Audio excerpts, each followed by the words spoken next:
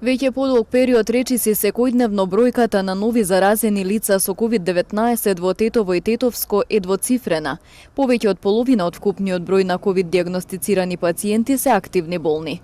И покрај постојаните апели на медицинските лица, сепак растот се должи на непочитување на мерките на дел од населението. Да, бројките растат, очекувано растат, затоа што мерките малце се разлабавија и знаете што, значи ова е една нова состојба за нас. Не можеме никого да окривуваме, затоа што многу тешко е да се размислува постојано, а мора, значи затоа и ностоп апелираме кај сите луѓе да размислуваат малку на таа дистанца, значи на маските, на миење на раце, 3 работи, клучни работи за кои треба постојано да се размислува каде и да сте, дали сте во кафич, било каде.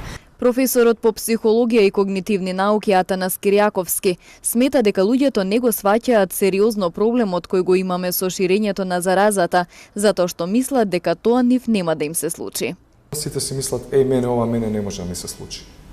И едноставно не превземаат, не детектираат опасност, мислат дека нив нема тоа да им се случи, и најверојатно тоа се причините зашто не го сваќаат проблемот сериозно. Киријаковски вели дека навиките кај населението треба да се создаваат со суптилно посочување, наместо со забранување. Многу е тешко да се одржи интензивни, строги мерки на долг период. Луѓето ќе почнат дефинитивно после одреден период ќе има прекачна точка, каде што луѓето ќе се чувствуваат, опресирани, што веројатно и голем дел веќе се чувствуваат така, и дури набрно ќе одат контра тоа со цел да протестираат на некој начин.